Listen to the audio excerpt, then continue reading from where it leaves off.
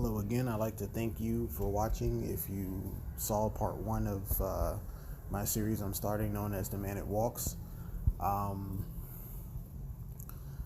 I'm just going to keep telling the story. I hope people are listening. If not, it's okay. But I'm still going to tell it because I think it's a good story. And I really want to get feedback on it. So I'm going to, just to give you a recap, in chapter one, the man that walks began his journey where he started to see the issues that were happening, and he packed his bag and headed out. So now we're going to get to the part where he starts to begin walking and finding out things about what really happened. So without further ado, I'd like to begin chapter 2. Chapter 2, Merciless Leader. As I finish packing, I head outside. I begin to walk. I don't know how many hours it's been, or how many minutes, but I reach a small town. I notice that the windows are boarded, some are busted, shelves are empty, people running and screaming, attacking one another. Made no sense. As I began to walk through the town, two men with guns approached me and they asked, "What's your business here?" I told them I was just passing by and that I was trying to find out the cause of this issue. The man laughed and said, "There is no issue. This is the way the world is now. You can either accept it or you'll just die like the rest." So I began to ask him, "Die like the rest? What do you mean?" "Anybody that crosses our leader has to die." I told them I wouldn't cross them, and they let me pass. As I continued to walk, an old man shouted for me and said, "Hey, young man." I went over to the old man and spoke to him. The old man told me, "Why are you in this town?" I told him I was just passing by. The man said, "Well, you should make haste. The leader here is a merciless man. He's killed 30 people in this town already. He claims to take this town for his own, but this isn't the beginning of it. There are other leaders like him who are going around taking small towns and imprisoning the people and dishing out resources and rations as they see fit." I asked him, "How is that possible? Where are the police?" "The police have already left here a long time ago. We don't really have much here. Prime for the taking for some armed men." I asked him, "There are no young men to fight here?" He said they were all killed. I looked with utter disdain at the old man. And the old man told me, "Getting angry won't solve anything. Like I said, get out of this town as fast as possible." I looked at the old man and I left. As soon as I began walking again, I was struck from behind.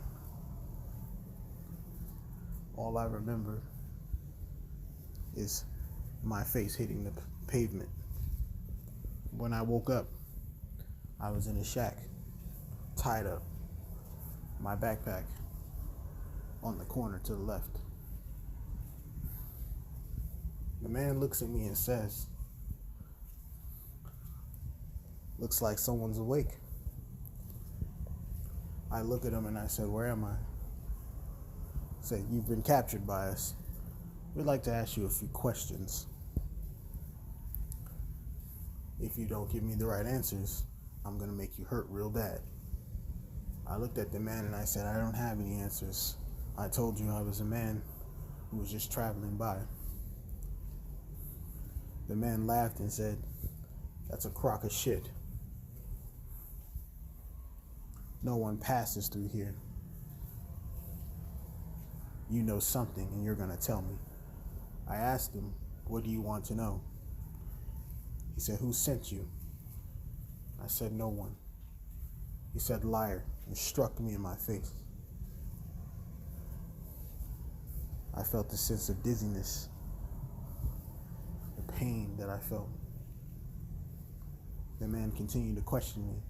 He said, "You're here to try to take what I have built here." And I retorted back and said, "All you did was take from people who did nothing to you." The man struck me again, this time in the torso.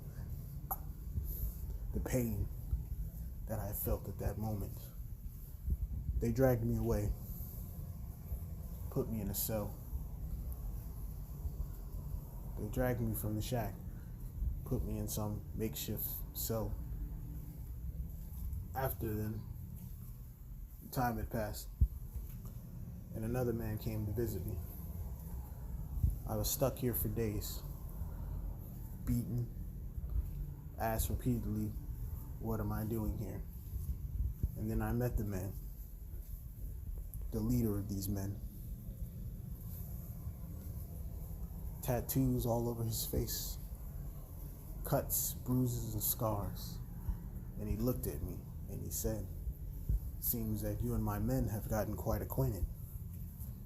I look up, suffering from starvation and borderline dehydration. I said, "I don't know why you're doing this to me, but I don't agree with it." The leader laughs and says, "All you have to do is tell us why you're here, and maybe we can come to some arrangement."